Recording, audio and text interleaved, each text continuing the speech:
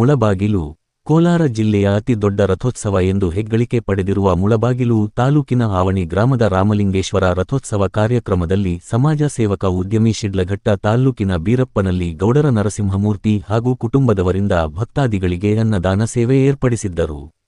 ಶಿಡ್ಲಘಟ್ಟ ತಾಲ್ಲೂಕಿನ ಬೀರಪ್ಪನಹಳ್ಳಿ ಒಂದು ಕುಗ್ರಾಮದಲ್ಲಿ ರೈತ ಕುಟುಂಬದಲ್ಲಿ ಜನಿಸಿದ ನರಸಿಂಹ ಮೂರ್ತಿಯವರು ವಿದ್ಯಾಭ್ಯಾಸ ದೆಸೆಯಲ್ಲಿ ಬೆಂಗಳೂರಿಗೆ ಪ್ರಯಾಣ ಬೆಳೆಸಿ ಅಲ್ಲಿಯೇ ಉದ್ಯಮವನ್ನು ಸ್ಥಾಪಿಸಿ ಸಾವಿರಾರು ನಿರುದ್ಯೋಗಿಗಳಿಗೆ ಉದ್ಯೋಗ ಸೃಷ್ಟಿಸಿ ಉದ್ಯಮಿಯಾಗಿ ಬೆಳೆದು ಜನಸೇವೆಯೇ ಜನಾರ್ದ ಸೇವೆ ಎಂಬುದಾಗಿ ನಂಬಿ ಅನ್ನದಾನಕ್ಕಿಂತ ಮಿಗಲಾದ ದಾನ ಮತ್ತೊಂದಿಲ್ಲ ಎಂಬ ನಂಬಿಕೆಯಿಂದ ಸದಾ 15 ವರ್ಷಗಳಿಂದ ಆವಣಿ ಜಾತ್ರೆಗೆ ಬರುವ ಭಕ್ತಾದಿಗಳಿಗೆ ಅನ್ನದಾನ ಸೇವೆ ಮಾಡುತ್ತಾ ಭಕ್ತಾದಿಗಳ ಹಸಿವು ನೀಗಿಸುತ್ತಿರುವ ಕಾಯಕವನ್ನು ಮಾಡುತ್ತಿರುವ ಸಮಾಜ ಸೇವಕ ಹಾಗೂ ಉದ್ಯಮಿ ಬೀರಪ್ಪನಹಳ್ಳಿ ನರಸಿಂಹಮೂರ್ತಿಯವರು.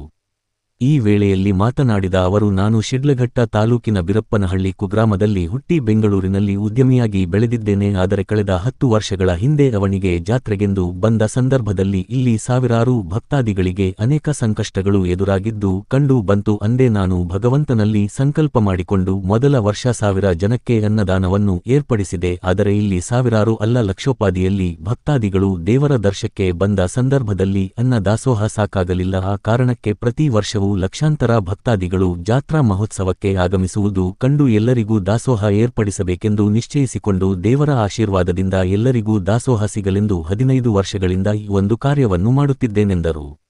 ಅದೇ ರೀತಿಯಾಗಿ ಭಗವಂತ ಪ್ರತಿ ವರ್ಷವೂ ಇಲ್ಲಿಗೆ ಬರುವ ಭಕ್ತಾದಿಗಳಿಗೆ ಅನ್ನದಾಸೋಹ ಮಾಡುವ ಶಕ್ತಿಯನ್ನು ನನಗೆ ನೀಡಲಿ ಎಂದು ಭಗವಂತನಲ್ಲಿ ಪ್ರಾರ್ಥಿಸುತ್ತೇನೆ ಎಂದರು. ಹಾಗೆಯೇ ಮುಂದಿನ ದಿನಗಳಲ್ಲಿ ನನ್ನ ಹುಟ್ಟೂರಾದ ಶಿಡ್ಲಘಟ್ಟ ಕ್ಷೇತ್ರದಲ್ಲಿ ವಿವಿಧ ಸಮಾಜ ಸೇವಾ ಕಾರ್ಯಕ್ರಮಗಳನ್ನು ಮಾಡಬೇಕೆಂದು ನಿಶ್ಚಯಿಸಿದ್ದೇನೆ. ಶಾಲೆಗಳಿಗೆ ಮೂಲಭೂತ ಸೌಕರ್ಯಗಳು, ವಿದ್ಯಾರ್ಥಿಗಳಿಗೆ ವಿದ್ಯಾಭ್ಯಾಸಕ್ಕೆ ಪ್ರೋತ್ಸಾಹ ಹೀಗೆ ಹಂತ ಹಂತವಾಗಿ ಸೇವೆ ಮಾಡುತ್ತೇನೆ. ಏಕೆಂದರೆ ಹೆತ್ತವರ ಹಾಗೂ ಹುಟ್ಟೂರಿನ ಋಣವನ್ನು ತೀರಿಸುವುದು ನನ್ನ ಕರ್ತವ್ಯ. ಹಾಗಾಗಿ ಆ ಭಾಗದ ಜನಕ್ಕೆ ನನ್ನ ಕೈಲಾದ ಮಟ್ಟಿಗೆ ಮುಂದಿನ ದಿನಗಳಲ್ಲಿ ಸಹಾಯವನ್ನು ಮಾಡಬೇಕೆಂದು ಬಯಸುತ್ತೇನೆ ಎಂದು ತಿಳಿಸಿದರು.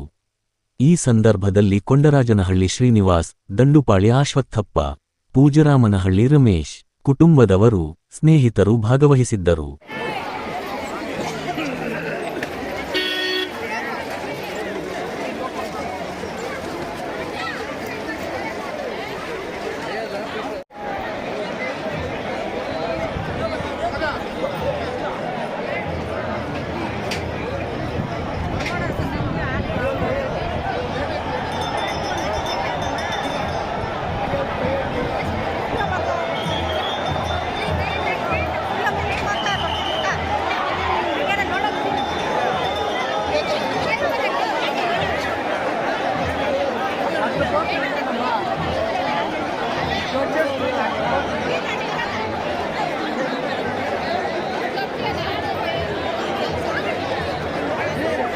ವರ್ಷ ಈಗ ಮಾಡ್ತಾ ಇರೋದು.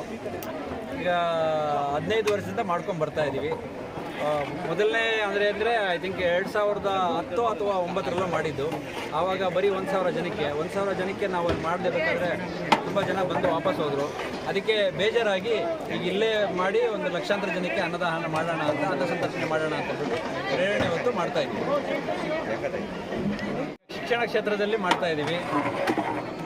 ಇನ್ನೂ ಅನೇಕ ಕ್ಷೇತ್ರಗಳಲ್ಲಿ ಮುಂದುವರಿಸ್ತಾ ಇದ್ದೀವಿ. ಅದನ್ನು ಮುಂದುವರಿಸ್ಕೊಂಡು ಹೋಗ್ತೀವಿ. ಈಗ ಇಷ್ಟೊಂದು ಲಕ್ಷೋಪಾದಿಯಲ್ಲಿ ಈ ಒಂದು ಕ್ಷೇತ್ರದಲ್ಲಿ ಜನರ ಸಂದಣಿ ಇದೆ. ಜನಕ್ಕೂ ತಾವು ಅನ್ನದಾಸೋಹ ಮಾಡ್ತಾ ಇದ್ದೀರಿ ಸರ್, ಹೇಗೆ ಅನಿಸ್ತಾ ಇದೆ ಸರ್ ಈ ಒಂದು ಪ್ರಸಿದ್ಧವಾಗಿರ್ತಕ್ಕಂಥ ಕ್ಷೇತ್ರದಲ್ಲಿ? ನಮಗೆ ಇಲ್ಲಿ ಅನ್ನ ಸಂತರ್ಪಣೆ ಮಾಡಿದ ಅಟ್ಲೀಸ್ಟ್ ಮಿನಿಮಮ್ 1 ತಿಂಗಳು ನೆಮ್ಮದಿ ಶಾಂತಿ ಕೊಡ್ತಾರೆ ಭಗವಂತ. ಅದಕ್ಕೆ ಮಾಡ್ಕೊಂಡು ಹೋಗ್ತಾ ಇದ್ದೀವಿ. ಅಷ್ಟೊಂದು ತೃಪ್ತಿ ಆಗುತ್ತೆ, ಅಷ್ಟೊಂದು ಖುಷಿ ಆಗುತ್ತೆ. ಈ ತೃಪ್ತಿ, ಈ ಖುಷಿ ಇನ್ನೊಂದರಲ್ಲಿ ಸಿಗೋದಿಲ್ಲ ಅಂತ ನಮಗೆ ಅನಿಸುತ್ತೆ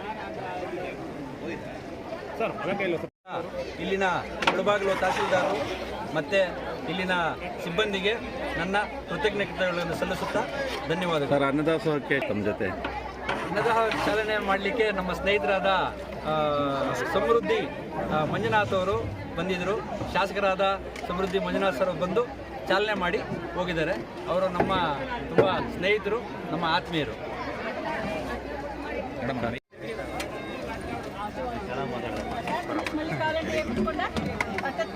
ಭಾಳ ಸಂತೋಷ.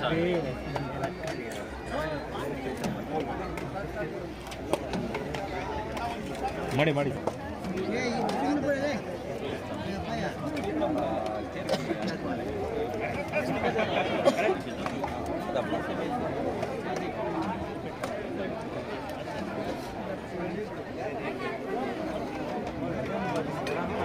ಯಾರು ಮೊಸರನ್ನ